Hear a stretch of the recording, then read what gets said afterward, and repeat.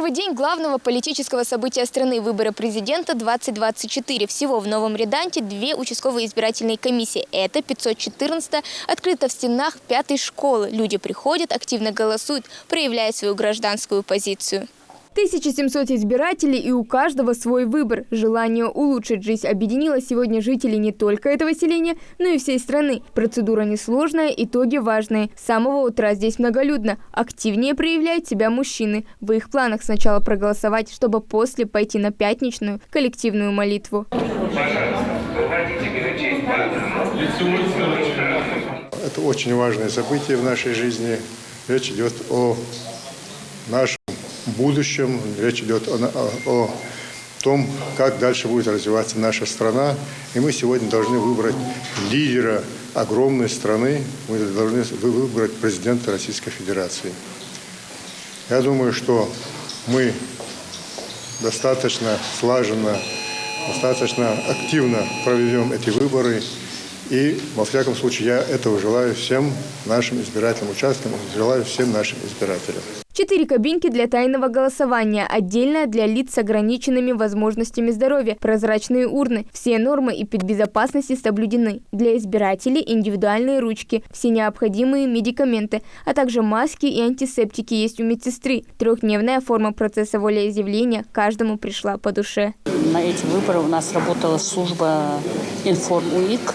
Значит, члены избирательной комиссии в количестве 4 человек, председателя, секретаря и 2 членов комиссии обошли каждый адрес, поставили известность, какие дни проходит голосование, время голосования, что они могли проголосовать досрочно, могли проголосовать по месту не прописки, а по месту нахождения, если в эти 3 дня они будут где-то в другом месте. Все предельно открыто, прозрачно и честно. Обмануть эти урны не получится. Комплекс обработки избирательных бюллетеней, она же новая форма подсчета голосов, работает автоматически. Здесь на участке их 2. Каждый установлен под обозрением камер видеонаблюдения. Вот наши 2 комплекса обработки избирательных бюллетеней, что значительно облегчает нам работу, потому что сразу мы можем посмотреть, какое количество вот на данный момент проголосовало.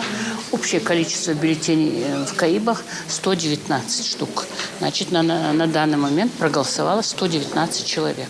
Взаимное соединение у них установлено, поэтому они дают общую информацию. А в конце голосования они полностью выдают протоколы, сколько проголосовало, сколько действительно бюллетеней, сколько недействительных, что действительно нам очень сильно облегчает работу. В числе активных избирателей и участники специальной военной операции. Юсуп Аздоев защищает границы и интересы страны с самого начала СВО. Он, как военный, полностью осознает, что, придя на избирательный участок, человек показывает, что ему не безразлично то, как будет развиваться государство, а каким будет это развитие, зависит от каждого из нас.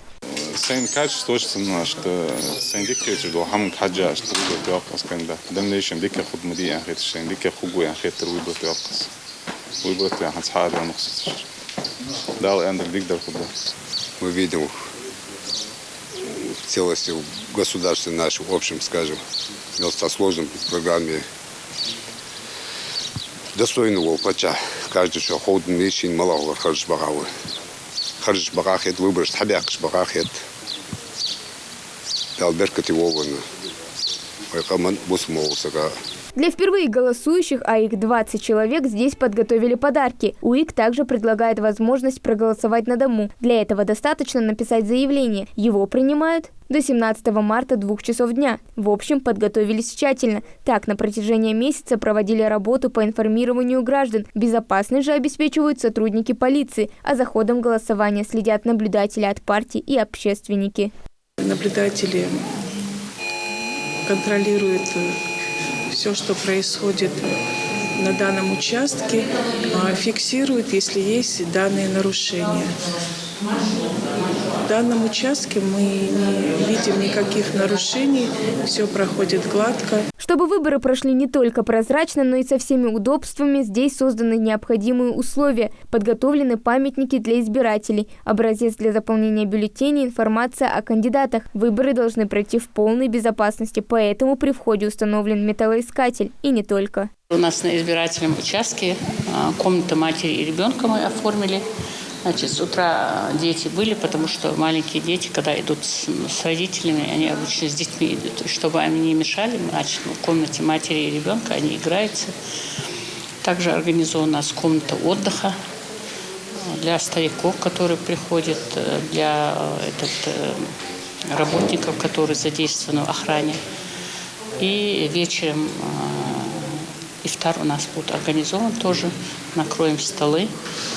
Все, кто находится в данном участке, в данное время на избирательном участке, значит, глава администрации села нам оказал посильную помощь. Напомним, что голосование продлится до 17 марта. У всех избирателей республики есть возможность проголосовать за того, кого они считают действительно достойным кандидатом. Хава Гагиева, Султан Магушков, Магаз, 24.